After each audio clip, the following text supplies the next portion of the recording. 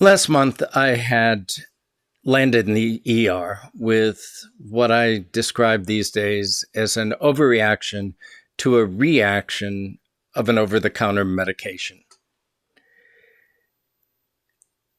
I took it seriously enough that I made the trip to the ER, and I felt a little foolish afterwards, but it was good.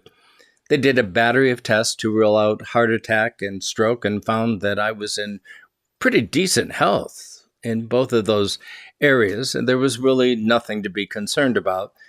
And they sent me home.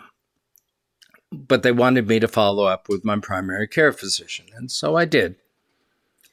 I tried to make the appointment, found I couldn't see my normal doctor for weeks, but I could see one of her associates the next week. And so I took the appointment.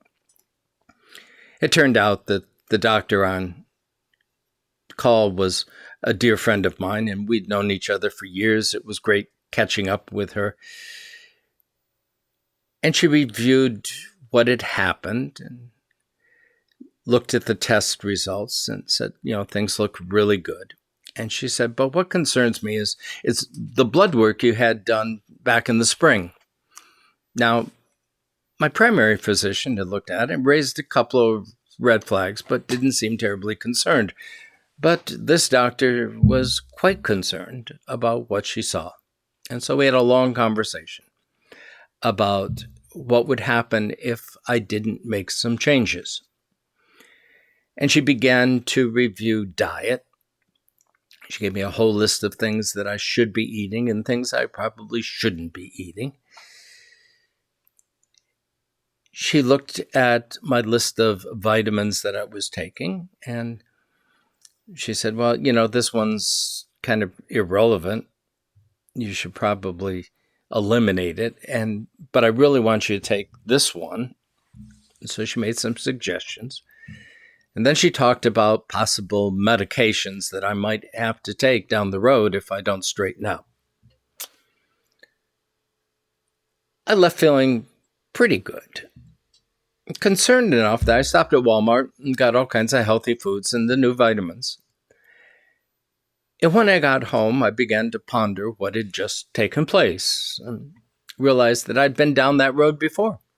Not just once or twice, but dozens of times over the course of my lifetime.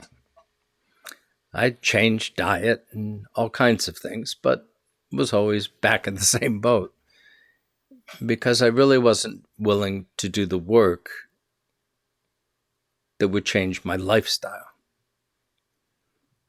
To seriously look at how I eat, the exercise I do, the reducing of stress, the getting more sleep, the amount of water I take in, all those things that I know are good and necessary, but are hard because they're about doing something about health. Stay tuned. I'll keep you posted on how well I do these days. Jesus isn't talking about physical health in the Gospels, but spiritual health when he talks about what goes into our mouths. It's an ongoing argument with the Pharisees who have some real questions about Jesus' intake. He's eating some questionable foods, and he's not using good hygiene, at least not kosher hygiene. And the people he hangs out with aren't helping things. And Jesus reminds them it's not about what goes in, but what comes out. It's about the outcomes. It's about the practice of one's faith that we will be judged upon, not about what goes in. It's not about the right belief system. It's not about what church you go to. It's not about your theology or your worship practices. It's not about whether you vote this way or that way. It's not about who you hang out with. It's about how you live together. And later in Matthew's Gospel, when we get to the final judgment, that's precisely what the judgment will be about. It will be about the outcomes. How are you living together? Or St. Paul often talks about, how are you doing in building up the body? Not just your own, but the corporate body. Are you willing to do the hard work to build up the body? Whether we talk about our individual bodies or our family bodies or our community bodies or our church bodies or the body of the world. How well are we doing in that respect? And if you look at the world around us these days, we're failing greatly. It's a real pit. There is far less building than there is tearing down. And everybody is guilty of it. Those on the extremes fire back and forth across the aisle. And those of us who try to practice in the middle are so frustrated that we lash out at both sides. And none of it is building up the body. None of it is changing anything.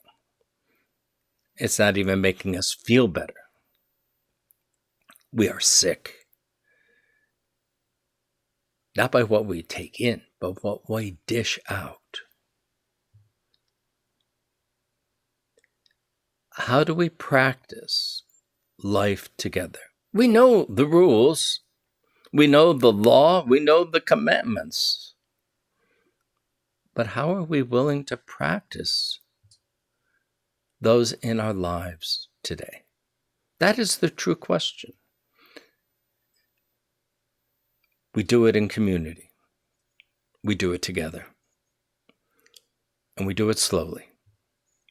We're not going to change the world overnight any more than I'm going to drop 40 pounds tomorrow. But we do it together.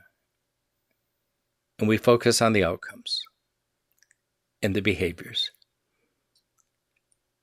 So what changes do you need to make about what comes out and about what you dish out? Spend some time today and think about that. And I'll keep you posted on how I'm doing. Amen.